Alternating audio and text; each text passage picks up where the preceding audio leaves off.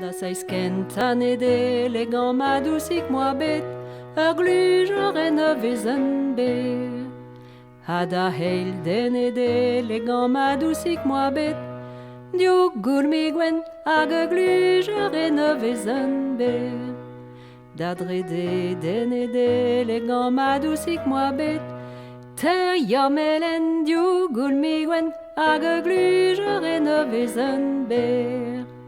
Da bervet den Nedeleg an ma dousik moa bet, pevarenik flour ter yamelen diou goul mi gwen hag ur glujer en vezen ber. Da bemvet den Nedeleg an ma dousik moa bet, pem gwalen o pevarenik flour ter yamelen diou goul mi gwen hag ur glujer en vezen ber. Da rouervet den Nedeleg an ma dousik moa bet, c'hwer gwazengo pem gwalen o pevarenik flour ter yamelen diou goul mi gwen hag ur glujer en vezen ber.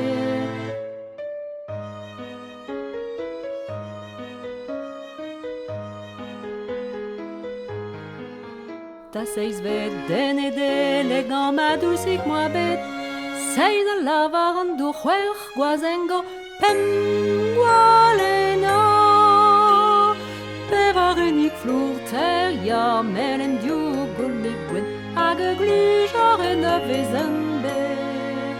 Da heizvet den Nedeleg an ma dousik moa bet, heiz plar o seiz a lavar an dour c'hwer gwazengo pem gwalen o pevarenik flour ter yamelen diou goul mi gwen hag ur glujer en vezen ber.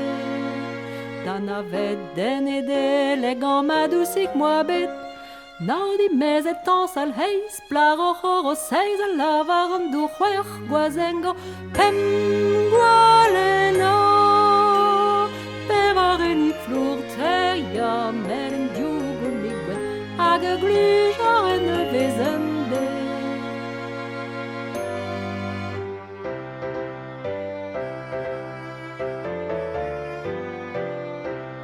Da sexvet den Nedeleg an ma dousik moa bet, deg o trou o fringal naudi mezel tañsal heiz plar o seiz a lavar an dour c'hwer gwazengo pem gwalen o pevarenik flour ter yamelen diou goul mi gwen hag ur glujer en vezen ber.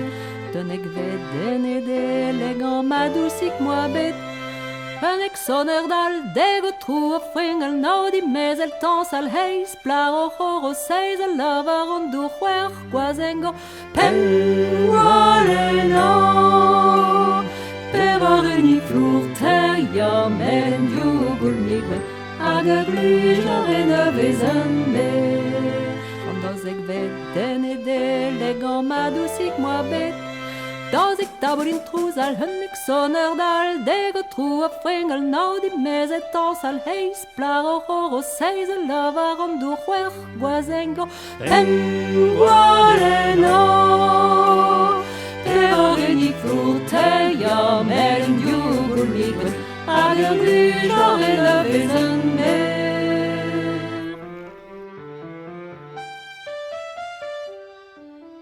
Hag ur glujer en vezen ber.